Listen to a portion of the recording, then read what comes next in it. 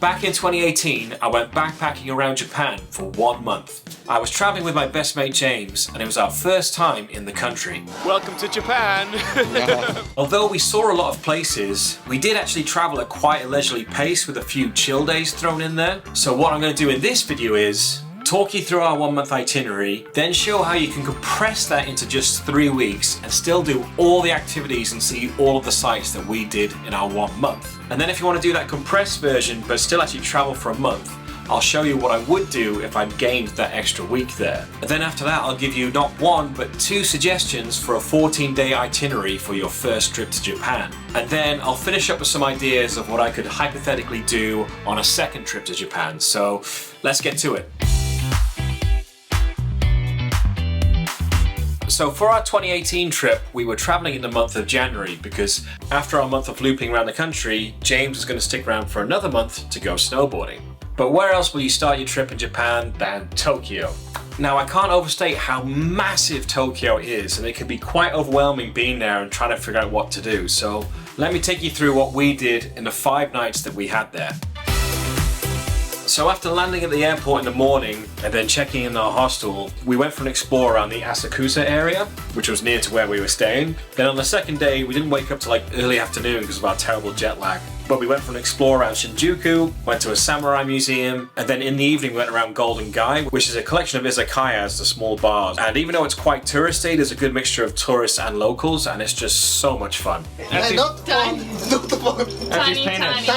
girl.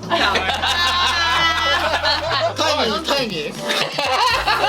We love tiny girl! On our third day, we kind of explored around Akihabara, which is one of my favorite areas of the whole city, and ended up in one of those maid cafes.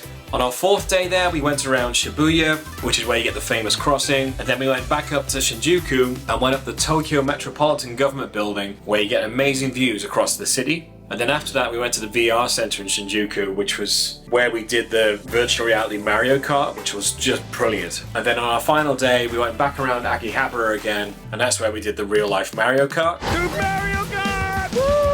And I'll put a link in the description to the company that does the Mario Kart, but a very important thing to remember is you need an international driver's permit to be able to do the Mario Kart, which you can easily apply for online, or if you're from the UK, you just go to the post office with your driver's license and it costs like £5 to get one.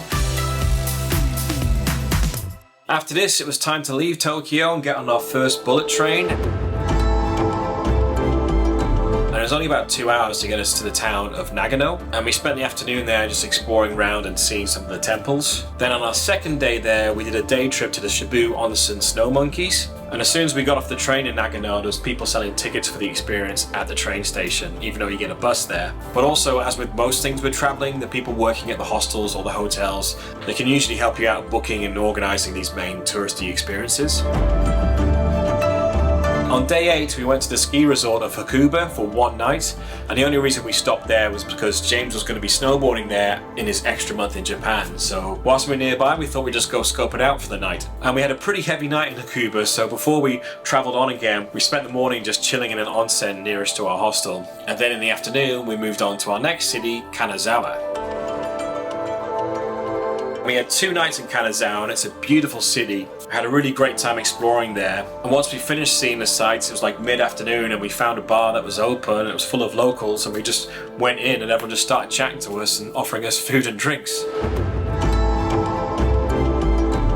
After this, we moved on to Kyoto. We had 3 nights there. The first day we just travelled there and settled down. On the second day, we went to see some of the main sites nearest to our hostel, including the very famous places of like Gion and Kiyomizu-dera. And on the third day, we hired out bicycles. That's a great way to get out from the city and explore some of the main sites in the area. And it was a long, tiring day, but it was so worth it. Then on day 14, before we got the train to Osaka, we went to the iconic Fuji Inari shrine in Kyoto. And a top tip for this place, it'll seem super busy when you get there and everyone's just trying to sort of get pictures with no one in, but the shrine just keeps going up and up and up the hill, so just walk a bit further than everyone else, and before you know it, you got the whole place to yourself. And then we got to Osaka, which on the surface it might seem like there's not many things to do there, but we just fell in love with this city and had so much fun there. And most of that just came from like going to random different izakayas sitting down, trying different foods, chatting to the locals, making friends. And we even managed to bag free tickets to Universal Studios from some guys we were chatting to who were stuntmen in the Waterworld show there. So we spent a lot longer in Osaka than we originally planned, so you can probably guess where I'm going to cut out some of the fat of this trip to get it down to 3 weeks. But some of the other things we did while staying there was a day trip to Nara, which is where you see all the deers. And then I tried to do a day trip to Mount Koya, but the trains weren't working, so I wouldn't have been able to do it in one day. So that day just ended up being a bit of an epic fail, and so James and I just went back to the izakayas in Osaka.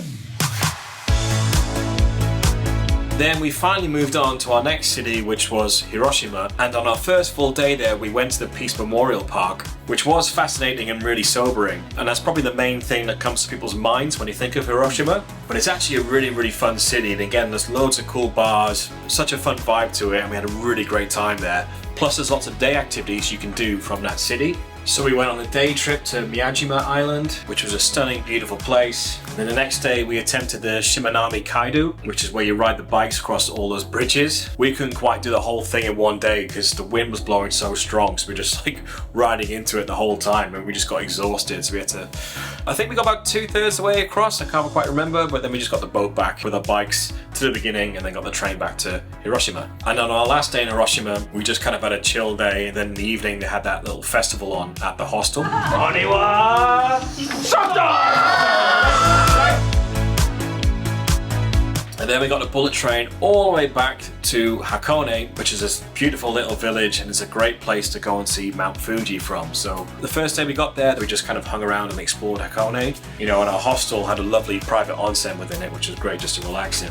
And then the next day we did the Hakone Loop, which is where you get like the bus, then the pirate ship, and then the 2 cable cars, then a funicular, and then the train to kind of loop you around and get all these different views of Mount Fuji. The only problem was it was cloudy that day, so we couldn't really see the mountain, and our ticket was valid for like 2 days, and so first thing in the morning the weather was good, so we just went and did the whole loop again. And then that afternoon we got the train back to Tokyo and had a couple more nights finishing up in that city. And so that's it, that's what we did in 30 days in Japan. Got to see a lot of the classic sites, did a lot of different activities, and had plenty of time just to hang out and chill along the way. But if I was to take out some of those chill days, you can easily compress this into a 3-week itinerary and still see and do everything that we did in the 1 month. So let's take a look at it.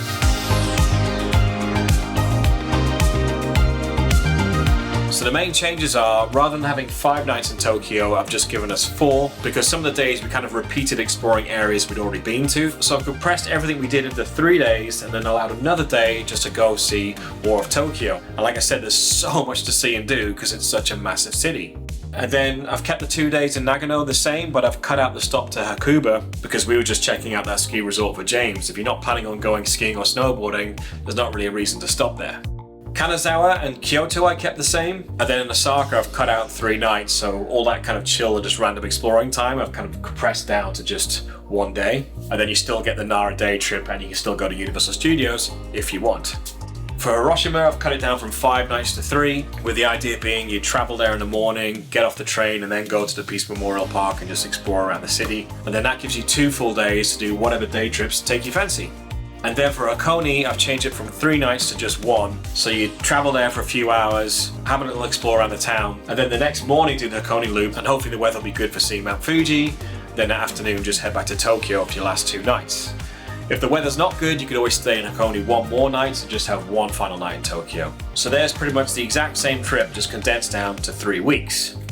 Now, if I was to travel at that pace for 3 weeks, but I still actually had a month to play with, what would I do with that extra week that I had there? Well, the first thing I'd change was I'd actually give us an extra night in Kanazawa so we could do a day trip to Shirakawa-go, which is a small traditional village that's a UNESCO World Heritage Site, which I kind of wanted to squeeze into our original trip, but we ended up not doing it. But it looked like a pretty amazing place to check out, but I've not actually been there, so if you have been there, like, is doing a day trip a good idea, or should you spend the night? If you got any tips for that place, please leave them in the comments.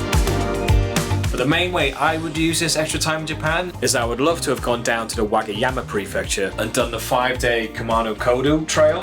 Because we're doing all these cities, it would have been great to sort of get away from the hustle and bustle and just get out in nature and see lots of small villages and old shrines and waterfalls, you know, and I love hiking, so it just would have been like a really cool and beautiful thing to do for a few days before going back to the madness of the big cities. And the trail is open all year round, so we could have done it in winter. I don't know how easy or hard it would have been, but apparently it is open all year round. So if it was up to me, that's how I would have spent my extra time. But again, traveling around Japan is so easy and quick, so you could spend that extra week that you've bought going anywhere you want in the country, really. Now onto the part of the video I'm sure most of you were waiting for, which is how to do a 2-week itinerary for your first trip in Japan. And based on our experience of what we did in 1 month, I've created 2 itineraries, both very similar, but with one key difference between them depending on what kind of style of trip you'd like to do. So the first one's pretty simple, it's just sticking to the main cities. So we're starting out with 4 nights in Tokyo, so this is the same as the 3-week itinerary. And again, this is just based on our experience there as first-time travelers in Japan. This is what we got up to. These are the main sites that we saw, but as I've been saying, Tokyo's a massive city with so much on offer and so much variety. So I'd have a good Google of things to do in Tokyo and get a real good sense of what you might like to do with your time there. Because if you just land there and try and figure it out, it might be too overwhelming. So do a bit of research beforehand, figure out what things you might enjoy, and then go do them in these 4 days. Or just do exactly what we did. Then we'll head on to Kyoto for 2 nights and just get the bullet train there in the morning, which takes about 3 hours. And then you have the rest of the afternoon to explore the city, including the very famous places of like Gion and Kiyomizu-dera. And then on the second day, you can do the bicycle tour that we did to go see some of the sights around the city. Then on day 7, we're going to head to Osaka, but just like the other itineraries, before we get the train there, we're going to check out the famous Fuji Inari shrine in Kyoto first thing in the morning. And I'm going to repeat my top tip that if you want to avoid the crowds, just keep walking further up the hill. And before you know it, you'll have the place to yourself and can easily get that lovely picture.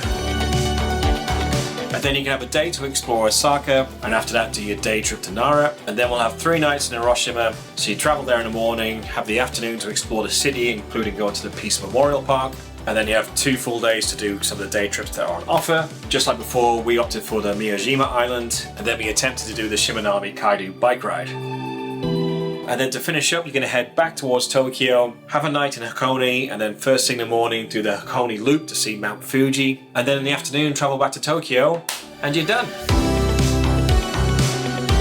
So that's one version of the 2-week itinerary, but another way you can do it, if you wanted to travel to some of the smaller towns and cities that we went to, is you cut out Hiroshima and you use that extra time at the start to go to Nagano, and you can do the day trip to see the Shibu Onsen snow monkeys, and then to Kanazawa, explore that town, and also do the day trip to the Shirakawa-go village. So it's slightly faster paced because you go into a couple more places, but you get a little taste of the rural side of Japan as well as the big cities. Now, all these different versions of the itineraries that I've shown are available on my website, karlwatson.net, so I'll leave a direct link to that page in the description of this video.